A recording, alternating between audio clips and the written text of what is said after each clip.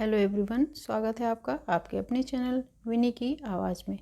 आज की कहानी है भगवान का न्याय। एक बार एक संत और एक सेठ ट्रेन से कहीं जा रहे थे। एक स्टेशन पर एक आदमी अपना सूटकेस लेकर उसी डिब्बे में आया। उस आदमी ने सेठ जी और संत महात्मा से अनुरोध किया कि कृपया करके मेरे इस सूटकेस की निगरानी करें, मैं अपना सामान लेकर आता हूँ। थोड़ी देर में गाड़ी स्टेशन से छूट गई, लेकिन वो आदमी उस डिब्बे में नहीं आया। दूसरे स्टेशन पर जब गाड़ी रुकी तो सेठ जी ने गार्ड से कहा कि एक आदमी अपना सूटकेस यहाँ रख गया था, लेकिन वो अभी तक नहीं आया है। शायद पिछले स्टेशन पर रह गए हैं, आप उनकी तलाश करके उन्हें दे दें। उस गार्ड ने जब उस सूटकेस को खोला तो उसके होश उड़ गए, क्योंकि उस सूटकेस में एक स्त्री का शव रखा मिला। उस गार्ड ने तुरंत पुलिस को सूचना दी और सेठ को पुलिस के हवाले कर दिया। उस संत ने बहुत कहा कि इस बेचारे का कोई दोष नहीं है, ये पूरी तरह से निर्दोष है, लेकिन पुलिस ने नहीं माना कि सेठ निर्दोष है और सेठ को गिरफ्तार कर लिया।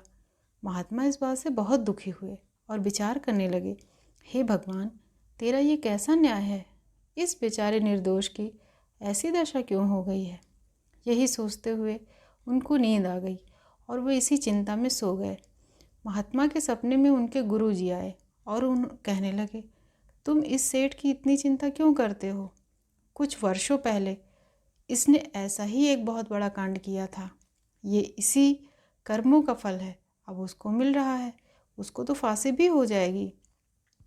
इतने में महात्मा जी की नींद टूट गई और वे बहुत घबराए। वे सोचने लगे कि मैं सपने में ये क्या देख रहा था। फिर उनके मन में आया कि चलो इसके बारे में पता लगाएं। अगले स्टेशन पर उतरकर वे वापस लौट आए। सेठ का पता लगाकर वे जेल पहुंच गए। महात्मा जी जब सेठ से मिले तो उन्होंने उससे सब हाल पूछा। उस सेठ ने महात्मा जी को बताया कि मेरे पास आम का एक बाग था, उसमें से चोर आम तोड़ ले जाते थे। मेरा नौकर रोज़ इसकी शिकायत करता था।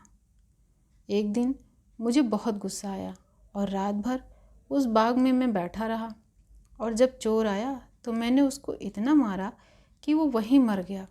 मैं बहुत डर गया और इस डर से कि कहीं कोई देख ना ले, मैंने वही गड्ढा खोदकर उस लाश को ज़मीन में गाड़ दिया और ऊपर घास फूस और पत्तियों से ढक दिया। ये सुनकर महात्मा जी की आंखें खुल गईं। उनको दृढ़ विश्वास हो गया कि ईश्वर सबको उसके कर्मों का फल कभी न कभी अवश्य देता है, और ये सेठ के कर्मों का फल है जो ये भुगत रहा है।